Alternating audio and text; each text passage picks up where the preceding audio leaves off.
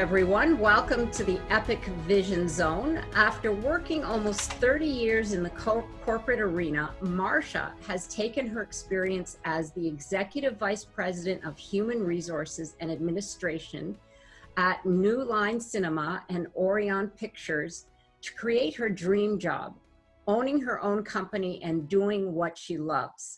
She is the founder of Stepwise Associates, a career and personal development consultancy agency.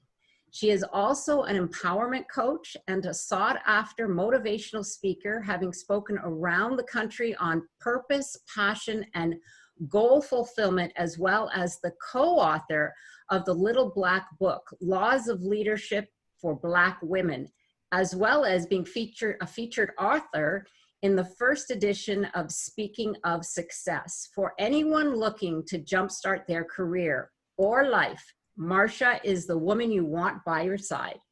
Welcome, Marsha. Nice to have you.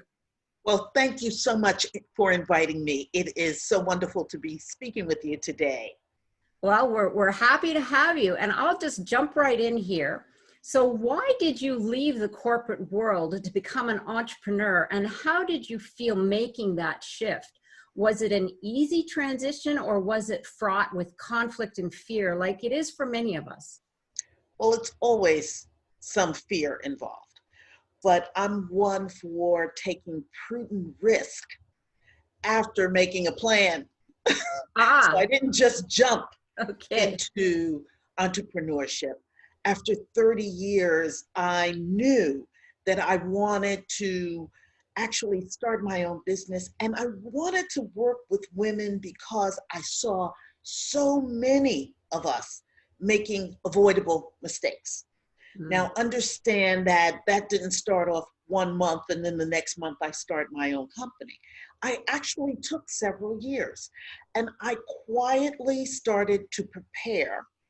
And probably one of the things that I think I did very well was actually look at each of those fears. What actually frightened me about leaving the corporate arena?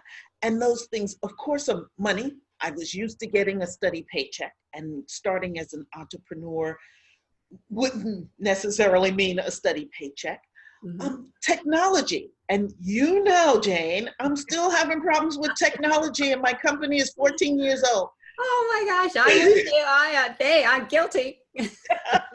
So technology bothered me, but before that I had my own assistant, and I had the help desk. I could call the technology department and have them come up and fix something. So that was another fear. The other thing was coming from entertainment. You know, I worked for New Line Cinema and Orion Pictures, and coming from entertainment, we had a couple of nice perks. You know, so those perks were nice. I got to go to the Oscars. I got to meet celebrities. I traveled first class. I went back and forth from New York to LA on a regular basis, and those things were going to stop. And then the other thing was, after being in the corporate arena and having a big name, a company name behind me, people need to understand that some of the people who you thought were your friends and that you'd always be in touch with, you will never hear from again. You don't have the same thing to offer them. So you need to be prepared for that. You need to be prepared for the fact that you're going to lose some people in your circle. And so it took me a couple of years of planning this before actually taking the big leap. And I started coaching long before I left the corporate arena. I started coaching outside of the company. Okay. So you had a side hustle. I had a side hustle. Right. Which made it a little, maybe not easier, but it gave you the credibility that you were looking for, that, hey, yeah, I can do this. It gave me the credibility, and it also made it easier because I can tell you, and this doesn't happen for everyone, but for me, I gave my company 6 months notice where I could actually be doing what I loved before ever leaving. So I didn't have to, you know, sort of do it undercover. And by the time I left the corporate arena, I had a waiting list. Okay, so wonderful. So Clients. a lot of planning, Yes, a lot of planning. And that, of course, would take away a lot of the fear, I would think. absolutely, Yeah, a absolutely. lot of the fear. So that's very insightful. So you said you decide what it is you love. And if you're not sure what that is, what strategies can you share to help someone make that discovery? Because that's what you've said, decide what it is you love and go for it. A Yes. lot of us are kind of, we haven't had the time, or we've never given ourselves a chance to think of what it is we love. So it's not that you haven't had the time, you haven't taken the time. Ah, thank you. You know, I Okay. think it's important to think about it in not just in title. So, I want to be a coach. It's Mm, what do you love to do? mhm. What gets you excited? I love talking to people. You'll learn that from this interview that I love to talk. So I it's love it. about it's about what you enjoy doing, what gives you energy versus what takes it away. Mm. What's your best time of the day? Are there certain things? Do you like indoors or outdoors? Do you like cold weather or warm weather? Do you like working with young people or older people? So all of those things you take into account and think about the best times and then coordinate what you want to do around those things. It may Mm. not have a title, but Right. you start doing the things that you love to do. I'm one, and you'll hear me say this often, that I think that people can be both happy and successful. And Right. they go hand in hand. It's not either or, You're right. it's both. So thinking about those things in that way Mm-hmm. sort of helps you decide on what you're good at. I'm also asking for feedback, and you'll hear me talk about that. Ask for feedback from people. What do people come to you for? What Mm, do they that's always ask you? Because there is something. If people are always coming to you for advice, or mhm. always coming to you for a recipe, or always asking you to cook for them, whatever it is, Yeah. it means you're probably pretty good at it. You're right. And often putting a title around something constricts us because Absolutely. we try to conform to that title. So it's actually probably a better idea not to think of what title you fit into, but rather feel what it is and ask questions of others, what they feel that you naturally come by, and then go the opposite. And if there's a title that comes to mind, great. But if not, just let it explore itself. That's exactly right. Yeah, Exactly right. that's great advice. In your personal development field, you mentioned empowering people to get unstuck. Can you Yes. explain that some more? Yeah. So often we get in our own way. We Mm, have developed habits that got us to this point. It was good to get to this point, but sometimes they confine you. They they they hold you from doing those things that you really want to do and really enjoy doing. So I talk about getting unstuck by developing success strategies. mm, First, you have to decide what it is you do want to do. So the first thing is sort of thinking about what you're good at. And then next is putting little practices in place to help you move forward.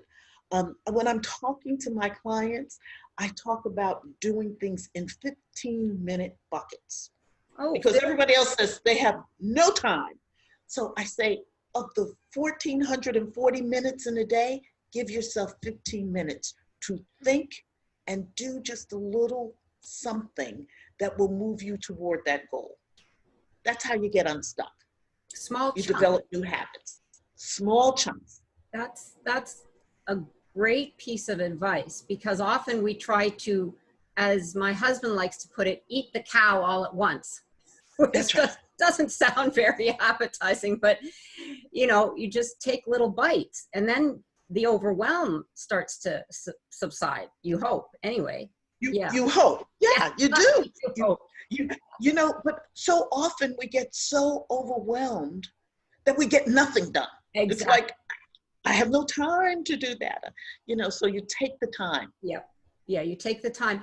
And you did mention when we had a conversation earlier, I really liked your insight about the habit of how we were brought up, many of us, to keep our heads down and to do our job, work hard, and we will be successful.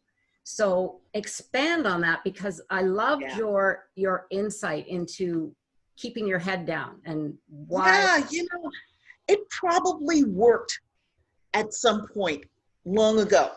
But at this point, you keep your head down, you miss all the opportunities. You're working hard, you have your head down. There are little tips, little strategies, something that someone says, something that someone does that are little opportunities that you need to pay attention to. And you can't pay attention to them when you have your head down.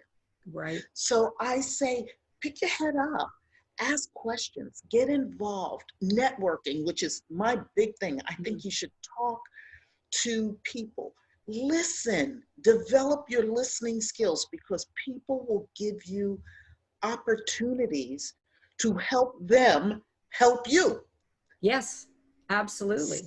So you start that process. You can't do that with your head down. No, You will still work hard.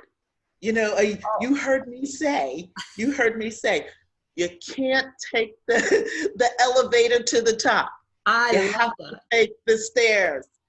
That means you're not going to go in, work hard, and become president. Well, I don't know if anybody want that job right now. Well, I'm the president of your company. Okay. Okay, there you go. Qualify it.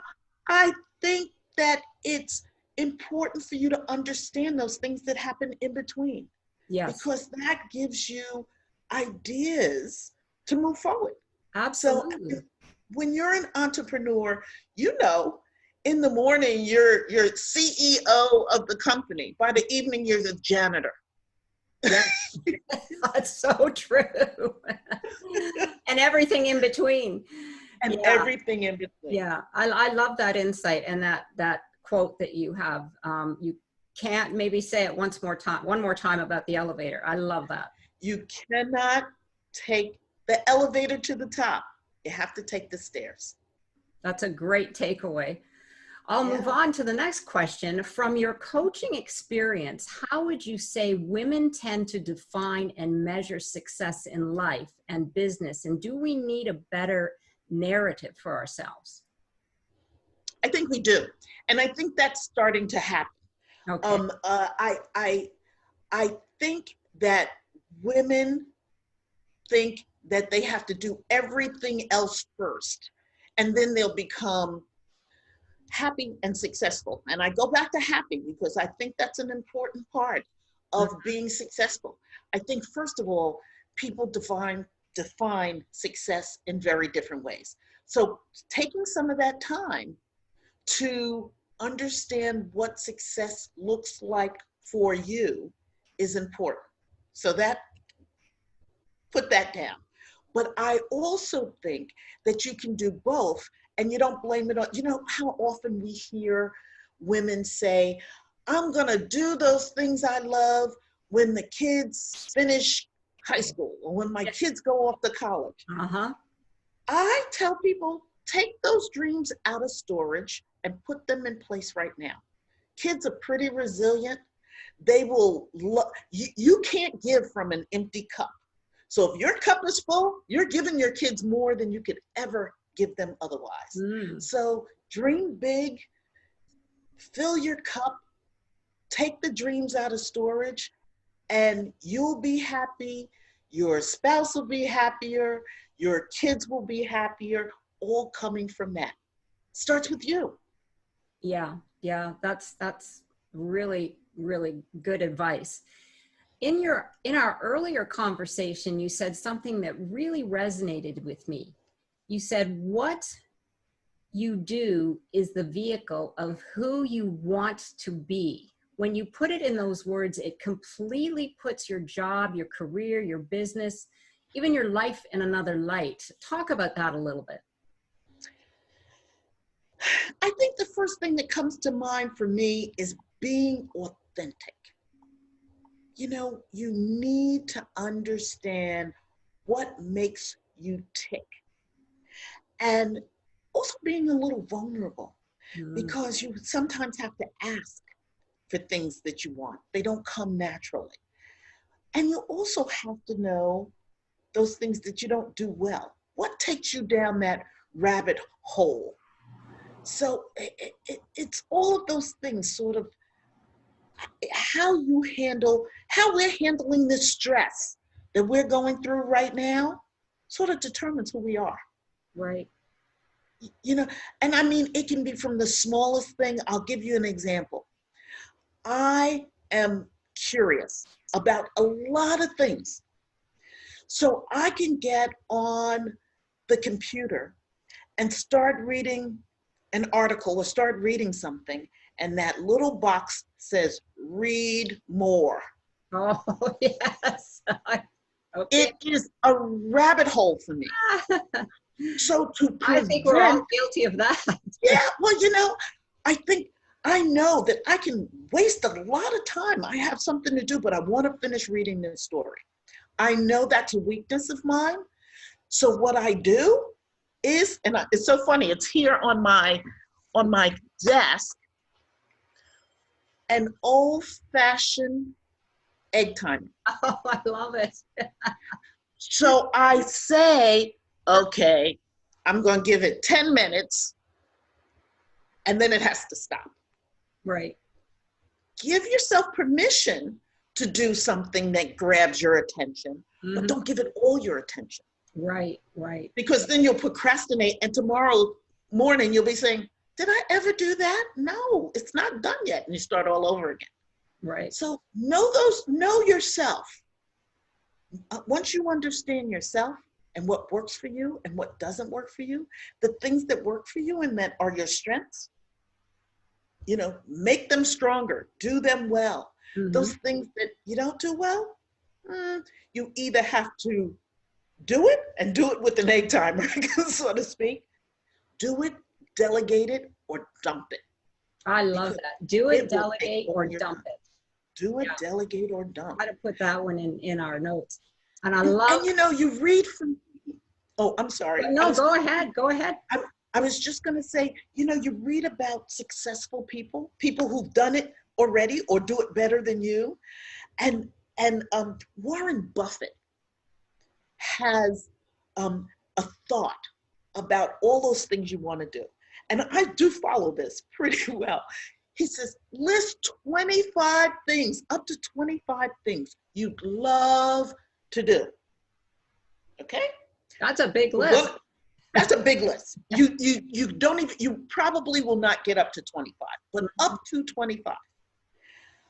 And then prioritize the first 5 that you're going to do.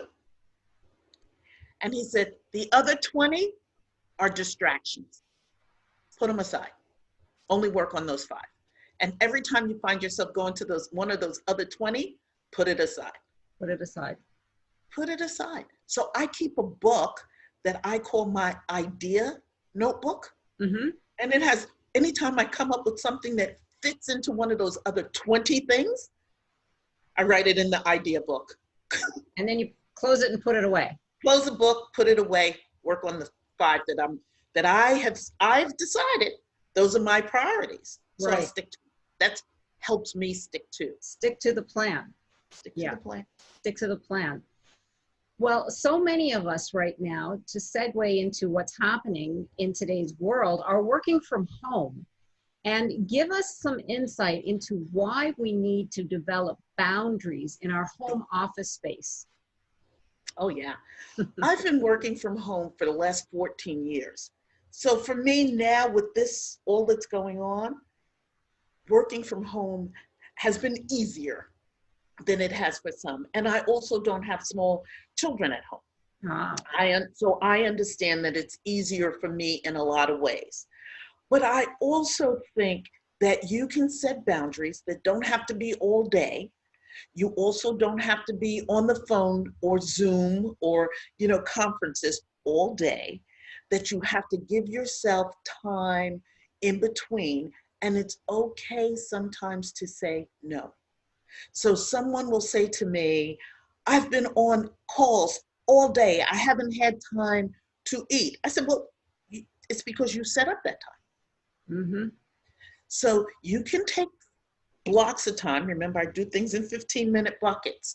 So saying, even if it's the 15-minute break, to walk outside or to get a cup of tea or coffee or to stretch, do something, add that to what you feel is important and do it that way. Set boundaries if you have children, that you give them something that they can be doing during times that are very important, that you don't want them in the middle of your Zoom call to be asking for something. And you have to at least think about it first, but then you set those boundaries for them.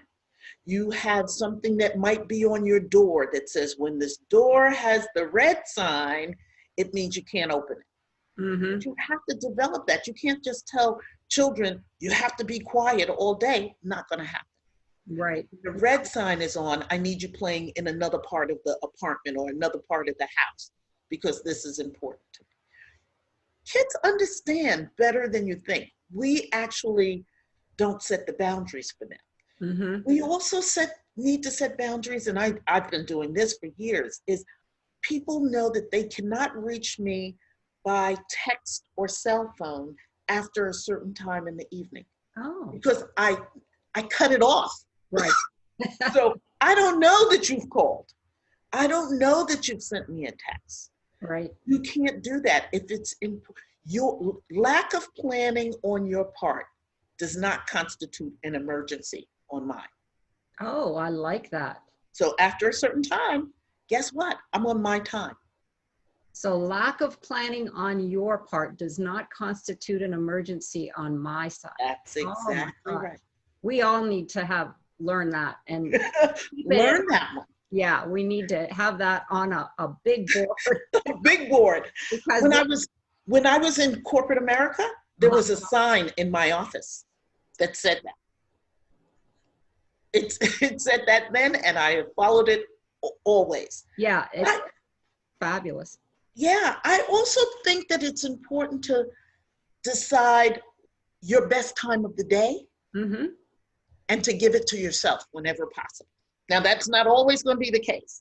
Right. But the best time of the day, the time when you're most creative, the time when you really can think it through, the time you can really get something that you think is important done, that's the time you can give yourself. So I'm an early riser. Mm-hmm. I don't turn on my computer in the morning. That's when I write. Oh. Because when you turn on your computer, remember, any emails that you're getting is someone else's important stuff. It's not yours. Yep. Right? Absolutely. So I don't turn it on. I won't get sidetracked by it. So if I say I'm going to spend the first hour of my day doing something, that's usually not emails. Yes. I see that. Well, especially because you're a writer and that gives you that creative space to write. Once your mind goes to the emails, then you're off on some, like you said, someone else's issues or on the read more issue. Yeah. Read more issue. Yeah. And I also now with this quarantine, I live in a place where I have a lot of space. I live in a rural area during this time. So I go bike riding in the morning. Oh, how beautiful. Yeah, and sometimes bike riding gives me an idea to come home and write. Good for you. All before then. So I'm coming to visit. Come on. We'll be out bike riding all day. Yeah, I think that you set those boundaries for yourself. Yeah. And they're easy to do once you start thinking about them, and they don't have to be big. For the first 4 hours, I'm going to write. It doesn't have to be that. It can be not rigid. You don't want to make it so rigid that it makes you uptight. Yeah. Right? Yeah. Don't stress yourself out. Other things will stress you out. You don't have to do it. I was gonna say, if you build a plan or a day plan that's so rigid, it can actually stress you because you're, trying to accomplish everything within those hours. So yeah, give yourself space to breathe in between. Yeah. Yeah, that's a good point. Well, as women entrepreneurs, because we do have a lot of women entrepreneurs here, business owners and executives, why is it important to understand leadership and empowerment? That's a big one. It is a big one. But you know what? The Mhm. first person you lead is yourself. And if you can't put yourself in line, then it's hard for other people to follow you. Right. So you learn how to lead yourself, and then things come to mind. So if I say I'm going to give myself a 15-minute break, then I understand somebody else giving themselves a 15-minute break. Mm-hmm. And I also listen to what people need. You need to empower others. You have to feel empowered. Yes. And you do that by listening to your body, listening to what's going on around you, but also asking them to do the same thing. So in my coaching, I teach people how to get unstuck by Mm-hmm. teaching them how to do just that. What is it you want to do? What have you done so far to move one step closer to it? That's empowering. I Yeah. don't have to give them the answer. I let them find the answers. I lead them to finding the answer. That's empowerment, Right. I think. Yes. No, absolutely. And I love what you said at the beginning, that in order to lead, you must first lead yourself. Yeah, So, yeah, because absolutely. leadership often goes to leading others. Yeah, But you're right. If we haven't led ourselves or empowered ourselves first, then how can we expect that from others, or from others to follow us, or others to help them be yeah. empowered? Yeah. Yeah. That's And, very, and you know, a title doesn't make you a leader. yes. A title just gives you the title. But if Yes. nobody's behind you, you're not leading. I love it. Yeah. Well, you're leading yourself, maybe. I don't, That's right. it sounds good. That's it. So. That's it. Yeah, yeah. It maybe makes you feel good. So therein lies the, the beginning. So hopefully, anyway. So here's some great words of wisdom that you shared with me earlier. You Okay. say, know that there's a game and play it well. Ask for what you want to get what you need. Become strategic. Expand on that for us, because that was something that really hit home for me. Okay. Well, know that there's a game and accept that you must play. Mhm. Is you should be working with people or working in an organization that values what you have to offer. And so often people go for a job without looking at the company culture. Know that once you start with that company, you're not going to change their culture.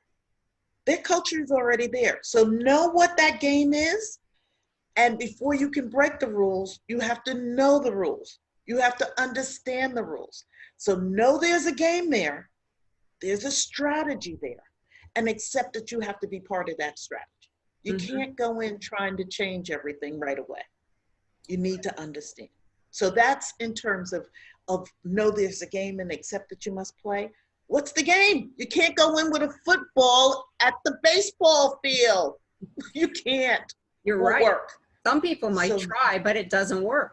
it doesn't work. And then they're frustrated because it doesn't work. So So now, what game? how do we, sorry, I didn't mean to cut you off. How, I was just going to answer your other question. You said, ask for what you want to get what you need. uh-huh, yes. Don't assume that other people know what you're looking for. Because guess what?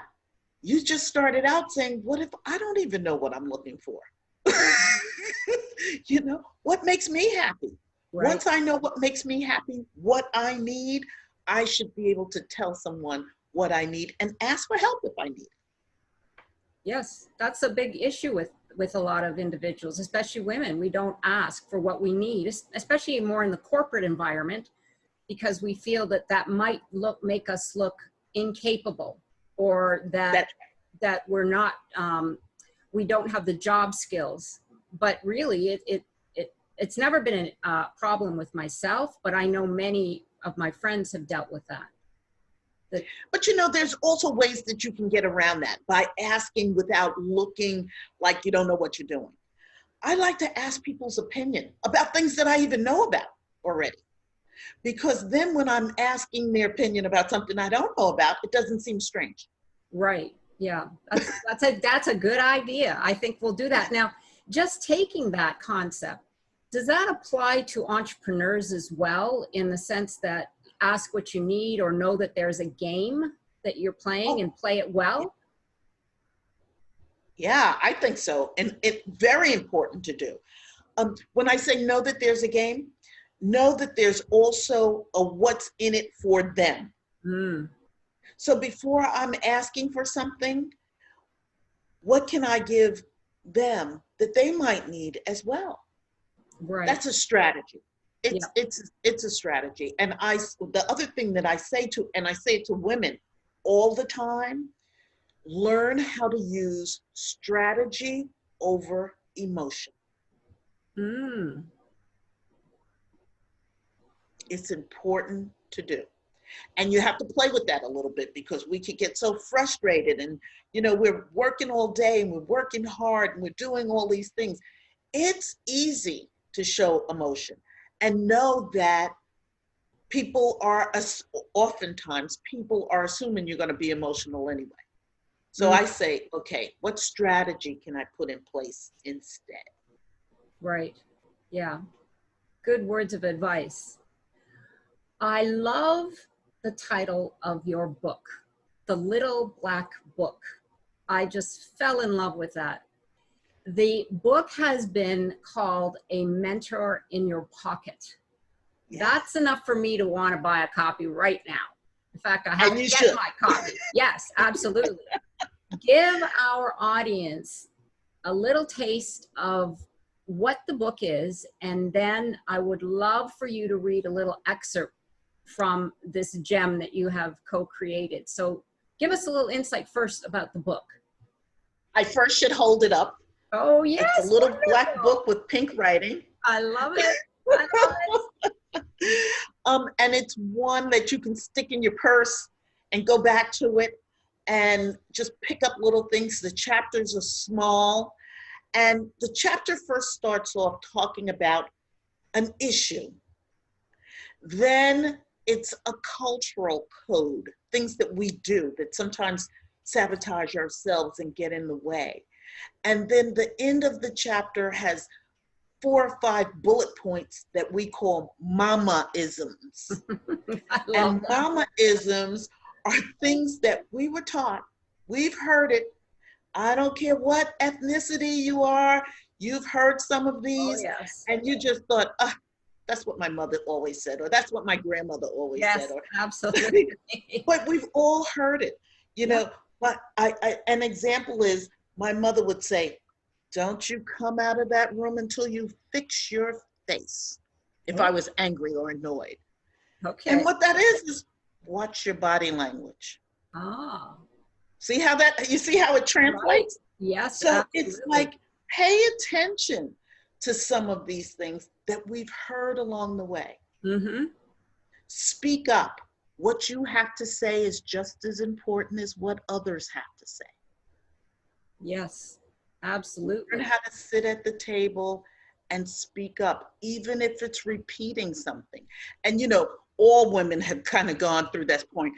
They say something, they recommend something, nobody moves.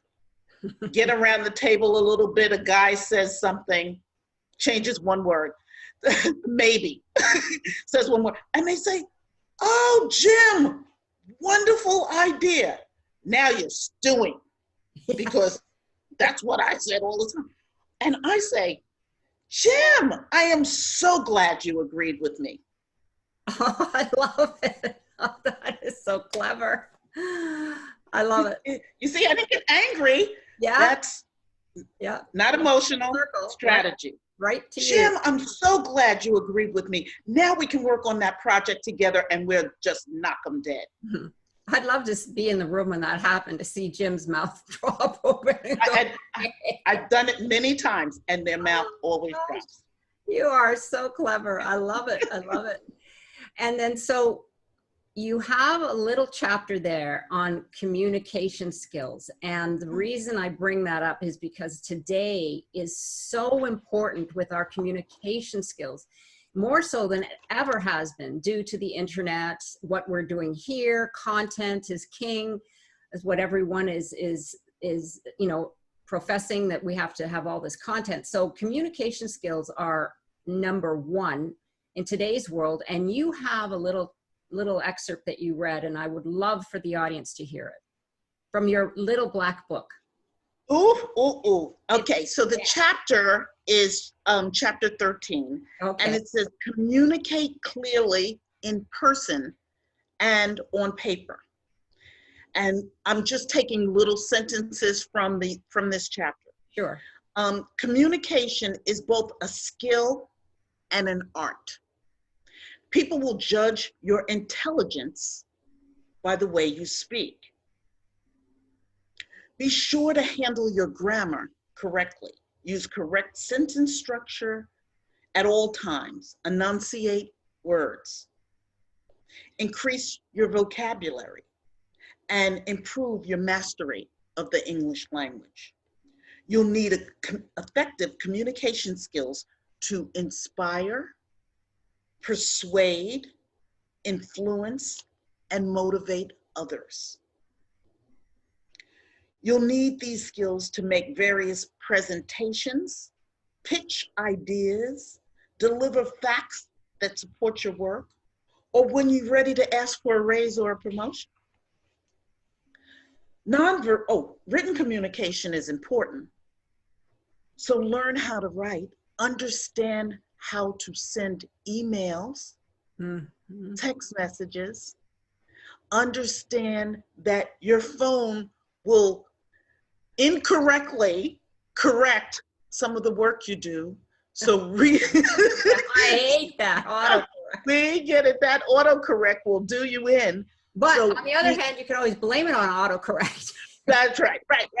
Too many times, though, starts to get like, I don't know. Yeah. So learn how to give yourself enough time to go back and proofread. And then nonverbal communication is to be taken seriously as well. What you don't say often speaks volumes about you. Yes, absolutely. I give a few pointers here. Do I have time to tell you that? Absolutely, yes, okay. Please. These are practice tips. Write a speech and practice delivering it in the mirror. See how you stand, how you look, what your eyes say. If your hands are moving, your eyes, your neck, your hands. Would you believe what you were saying? Have you inspired trust? Like anything else, it takes practice. The more you practice, the better you'll be. I love it. Everybody, this book is fabulous. It's got tips. You can flip it open at any time and find something that you need or that resonates with you. I would suggest that everybody get a copy, and I love that it's you can put it in your purse, and like it's been dubbed a mentor in your pocket. Yeah. A mentor in your pocket. It's 40 laws of leadership. And I think that those 40 laws apply to everyone. I'll tell you that it says laws of leadership for Black women because at the time we wrote it, there was nothing that talked about Black women and leadership in the same sentence. And it has become so successful because it applies to everyone. We wanted to let Black women know that they were included in this book. Yes. But it also, we're leading groups, such diverse groups, and it's good to sort of pay attention to what other people are thinking as well. Oh, So yes. the book has been very helpful, and we have just written the companion workbook.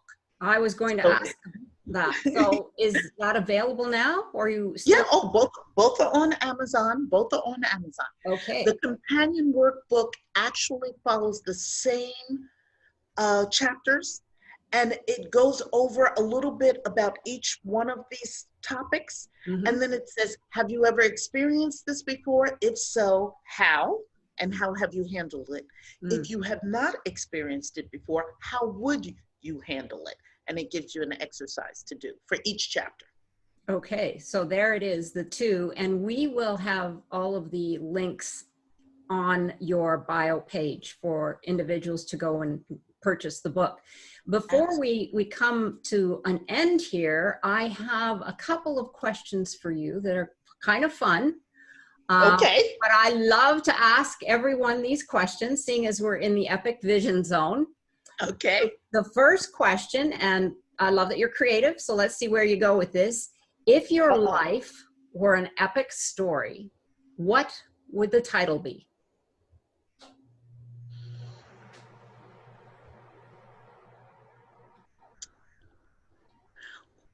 Life's journey and enjoying the ride. It's wonderful. What name would you give your character in your epic story? Oh, I love the name Mia.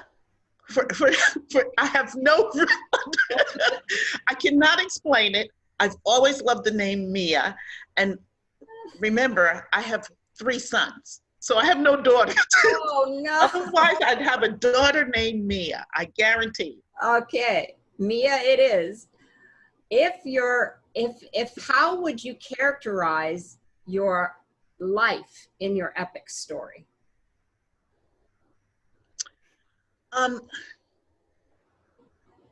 With gratitude. Jane, I must tell you that although my life hasn't always been rosy, there've been bumps in the road. Mm-hmm. I've been blessed to have so many things that that I can't explain. I'll tell you this. My mom used to say to me from a small child, you can do anything you want to do. Mm-hmm. You can do anything you want to do. And I was crazy enough to believe her. So I walked through life thinking I can do anything I want to do. Right. And guess what? It has happened. Yeah. And it's because I'm optimistic about it. I see the glass half full almost all the time. Mm-hmm. And I just think if I can't do it, let me figure out a way. Right. It's the way I live my life. So my mission in life, I call my mother. My mother was my angel. Mm. And so what I say to people is, I want to be your angel. Let me help you get to where you want to go. Okay. That's lovely. Yeah, really, that really resonates. One last question. Uh-oh. If you had an epic superpower, what would it be and why? Superpower. Mm-hmm. I'd want to read people's minds. Oh, really? Okay. Yeah, I would. You would? Yeah, I'd want to read people's minds. I'd want to know what they're really thinking. And then if I didn't like what they were thinking, I'd love to use strategy to help change it. Okay. That sounds like Marsha. You're stepping right in like the bull, getting the bull by the horns and go, okay, Yeah. we're going to shut you up. Wow, yeah. That's really, that would be some. That's a great question. I love that. I've never been asked that question before. Oh, well, yeah, I try to come up with some good ones. Probably stump some people. So, is there any parting words that you'd like to share with our audience? I'm going to, be sure and give everyone the information where they can get your book, but you also have some courses that you offer. I don't know if you want to touch on any of those, or we can just put them up. I ask everyone to join my mailing list. My company is Stepwise Associates. I think if they join my mailing list when I do coursework or when I do speaking engagements, when I do Zoom calls or Zoom conferences, that they'll know about them because they're listed there. Okay. I'm in the midst of writing another book. Oh, that, wonderful. You know, I said You're a that's writer. last year. It's taken a long time, but I hope to have it finished by the end of this year.